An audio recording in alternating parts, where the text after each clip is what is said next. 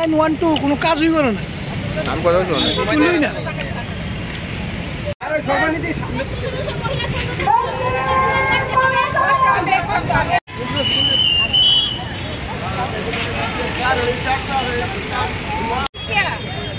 রূপাদি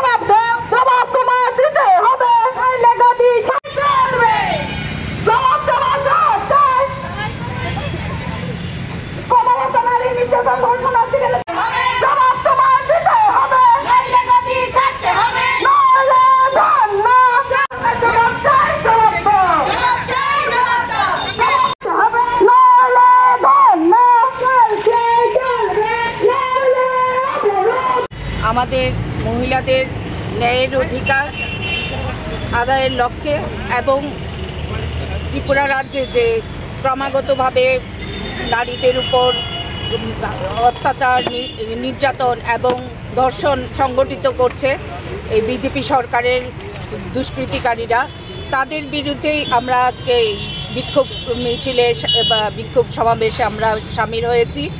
আপনারা জানেন সর্বভারতীয় মহিলা কংগ্রেসের সভানেত্রী অলকালাম বাজি আমাদের 33% মহিলা সংরক্ষণের বিল পাশ হয়ে গেছে বিগত লোকসভা নির্বাচনের প্রাক্কালে, কিন্তু সেটার ইমপ্লিমেন্টেশনের কোনো ব্যবস্থায় ওরা করতে পারেনি। তো তার কারণ হিসাবে ওরা দেখিয়েছে 2029-এ নাকি ওরা ইমপ্লিমেন্টেশন করবে। কিসের ভিত্তিতে? জনগণনা এবং ডিলিমিটেশনের ভিত্তিতে এই বিল পাশ কার্যকর করবে। কিন্তু দেখা গেছে যেটা 2021-এ জাতি জনগণনা হওয়ার কথা ছিল সেটা এখন 2025, এখন পর্যন্ত ওরা জাতি জনগণনা করানোর কোনো উদ্যোগই নেয়নি।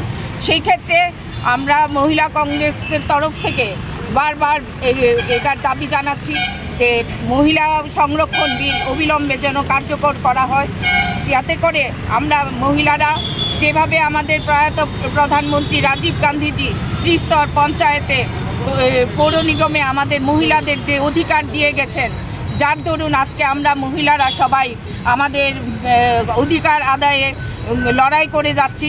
কিন্তু জনপ্রতিনিধি হিসাবে কিন্তু দেখা গেছে আমাদের বিধানসভা এবং লোকসভাতে আমাদের সেই 33% সংরক্ষণ বিল কার্যকর করার কোনো উদ্যোগ বর্তমান বিজেপি সরকার নিচ্ছে না।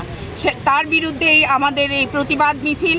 আর আপনারা অবগত আছেন যে অধিবেশন বিধানসভার অধিবেশন চলাকালীন আমাদের মাননীয় স্বরাষ্ট্রমন্ত্রী তথা মুখ্যমন্ত্রী একটা হিসাব দিয়েছেন 2023 থেকে 2024 আমাদের ত্রিপুরা রাজ্যে মহিলা খুন হয়েছেন 140 জন, আর মহিলা ধর্ষণ হয়েছে 140।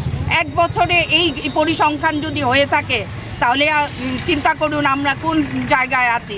ত্রিপুরা রাজ্যে সুশাসনের নামে উনি যা চালাচ্ছেন সেটা কি এই পরিসংখ্যান দেখলে আমরা বলতে পারবো যে আমরা সুশাসনের আওতায় আছি?